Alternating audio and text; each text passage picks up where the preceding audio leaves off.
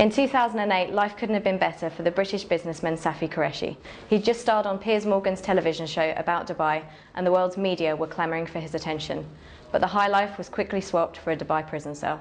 Safi, at what stage did it appear to you that this might be a more serious problem than you first anticipated? I think when the appeal court judgments came in, that we were guilty.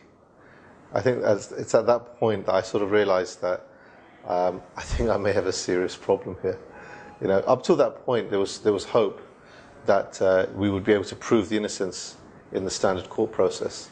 But when the guilty verdicts came through, and we found it, a bit strange, and then I realised that this is not going to be as easy or as straightforward as I thought it would be. You must have been quite shocked when you heard the guilty verdict. Yeah, we were. It came to all of us as a massive shock, because we had all the evidence, that we'd made the payments and everything else. And I think it was, reflecting back now, I can see why we got the guilty verdicts. But at that time, we had no idea. At that time, it was just like, but our defense is there and it's so straightforward. But I think what we didn't understand at that time was the legal process of this country. And I guess we didn't have the right legal support that we should have had. And if we'd had that, I still believe that we would have been found not guilty. So I don't blame the system for what happened, because I think it was our own shortcomings that we didn't have the right legal support, and we didn't understand the legal system here.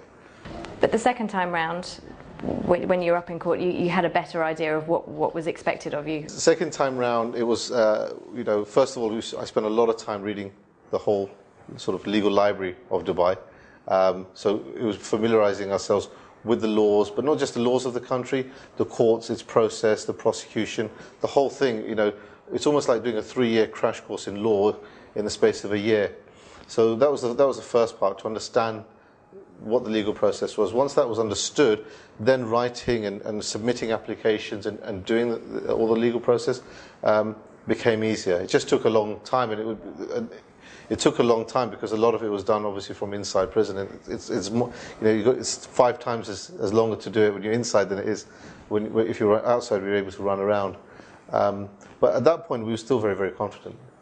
Did you always think, even when you first heard that guilty verdict, did you always think that you would be released and that the convictions would be quashed? Yeah, I've always had that belief that, first of all, that we weren't guilty, wasn't guilty of any offences that we'd committed, and it was just a question of proving, the right way through the legal process that we were not guilty. So that belief was always inside me, and I guess it's that belief that keeps you going, to just keep fighting until as I say, the truth is known above the lies. Your daughters were quite vocal during your time in prison. How did your family cope without you? The daughters have been fantastic. I mean, I've been watching some of the stuff, the videos and the interviews, because obviously I'd hear about it. Had no idea what they were from inside, but since I've been out, they've been showing me all the press releases and all the videos that they put together, and I was just lost for words. I absolutely lost for words. That they were able to, first of all, grasp the situation, the legal situation that I was facing, and they understood it very, very well, which was, for a 13-year-old and 11-year-old, it's quite amazing.